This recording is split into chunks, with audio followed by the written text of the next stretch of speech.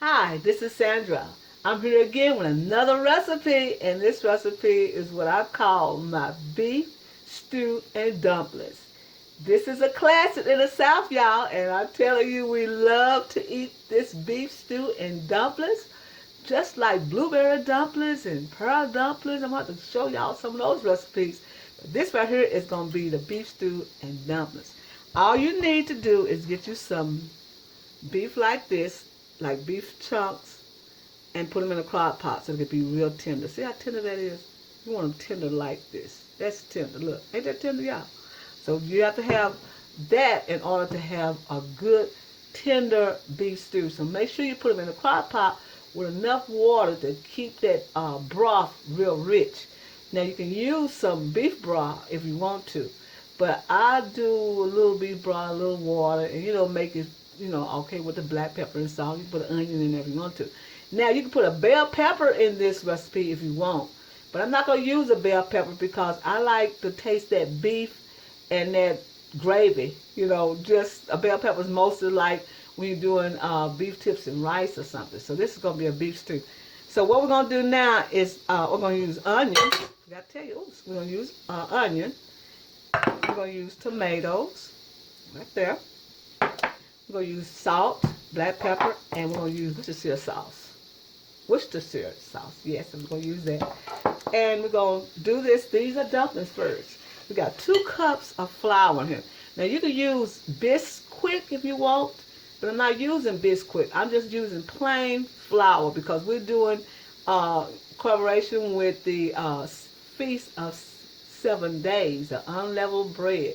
So I'm just going to do this just with plain flour. Now I'm going to put a stick of butter. I think I did one for y'all. I just haven't put the out on the internet yet about the unleavened bread. I think I did a recipe for that. Haven't done it yet. But it'll come up. It'll show up soon. Yes, it'll show up soon. Okay, what I'm doing now is adding butter. And I'm going to stir it around in there like that to make sure it's incorporated.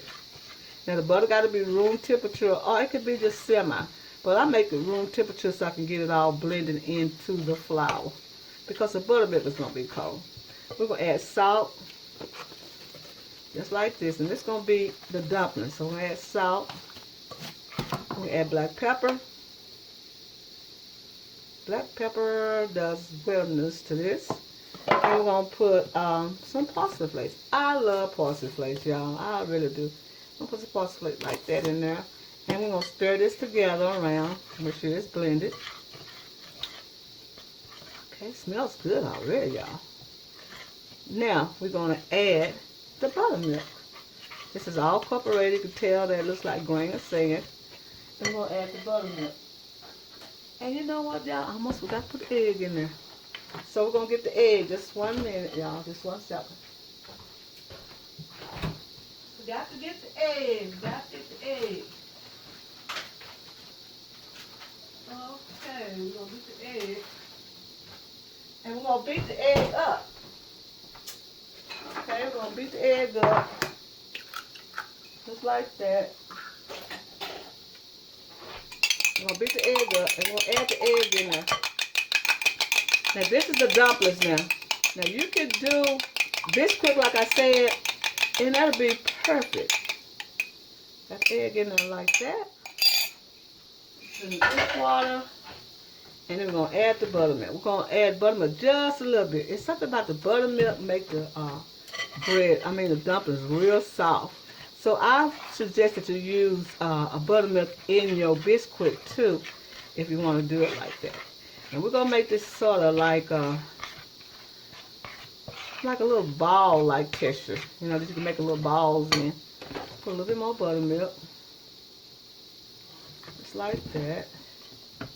I love buttermilk. Buttermilk is a good old product that you have to freeze. Now if you get buttermilk and you say, well, I don't want to get buttermilk because it's always going bad. But get you some containers, like bottle containers, and put it in the freezer. And reach in there and get what you want. And you'll be surprised how long that will last. Okay, this is where we want this. Just like this. See that? Just like this. Soft. Just like that. Now this is perfect. See how sticky that is? That's why we want it just like this so we can drop those dumplings in that stew. Okay? So we put this aside. Now what we're going to need to do, we're going to need to get some roux. Now I'll show you how to do a roux. Yes, I have. Now, this is a roux right here. This is a roux to make that gravy in those stews. Now I want it that color because the stew is that color. So that's what I want in that. So we got all this ready. So what I'm going to do is add the onions to this roux. We're going to add the onions to the roux, just like that. Now you can put any vegetable that you want in your dish. I always tell you that. Any vegetable you want, you can put in your dish. And we're going to cook these for about maybe 5 minutes and get that onion taste into the roux. And then we're going to add it to the broth. I'm going to get in the mirror. I keep saying mirror, y'all. Excuse me. I'm going to get in the camera. Okay. We're going to get this all done like this.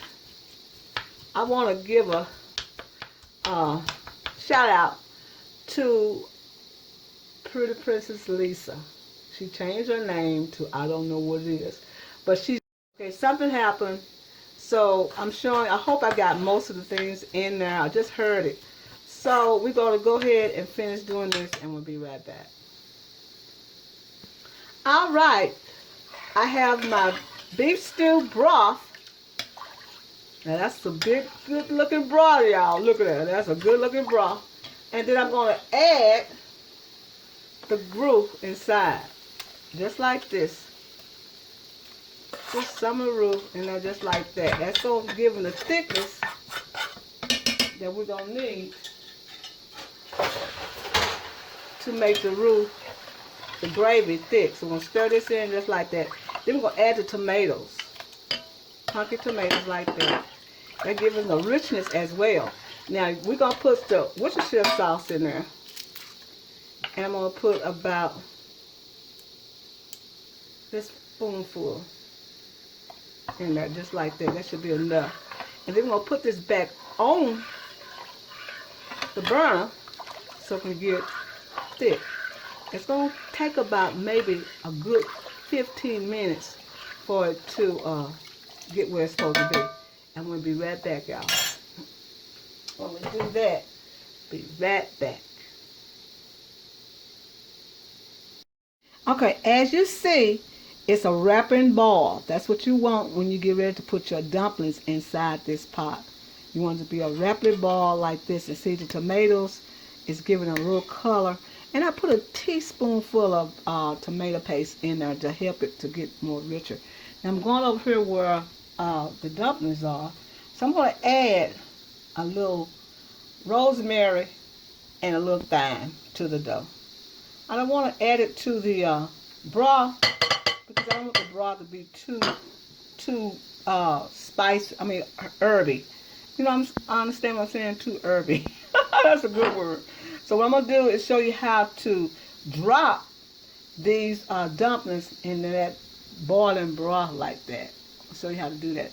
So what you do, we're going to have to mix all this together like this. And we're going to drop those in there. Now this is going to help thicken it up. So you're going to want to make them a little bit like that. Now it depends on what size you want them in there. You're dropping them in there like that. Now it depends on what size. If you want a real big one, you can do a real big one. But if you just want them real eatable, you know, fine. So just drop them in there like that. Just like that. And then they're going to cook and come back up.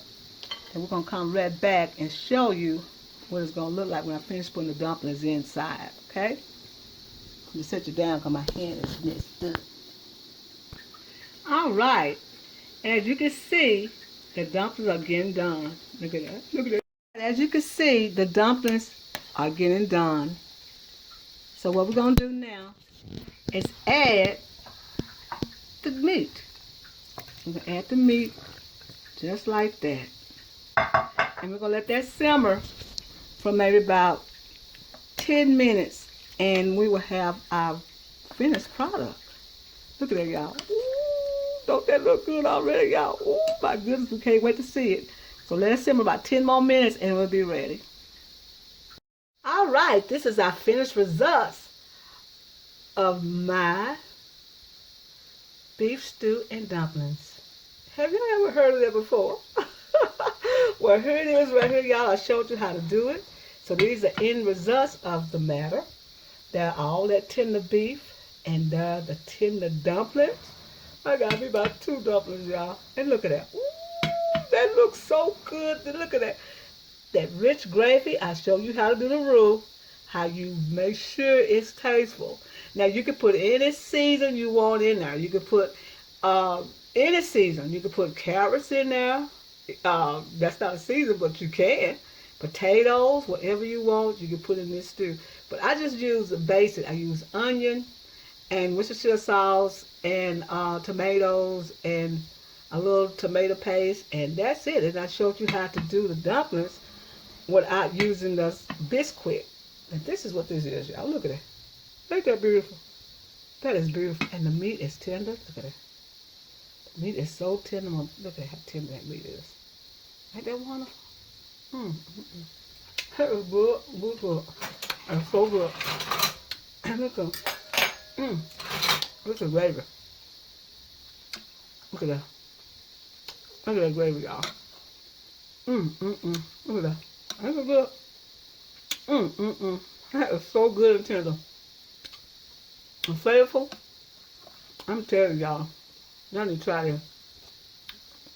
Instead of doing the old stew, do this right here. Let's get into one of these dumplings here. Look at that. How tender that dumpling is. Look at that. Look at that. Good. Look at that. Taste the buttermilk in this dumpling, y'all. This is how I want to tell you happy eating, and thank you for coming to my channel. And get this recipe off of soulfoodqueen.net. Or look at the video at soulfoodqueen.net YouTube. This is how I want to say happy eating, and thank you for coming to my channel.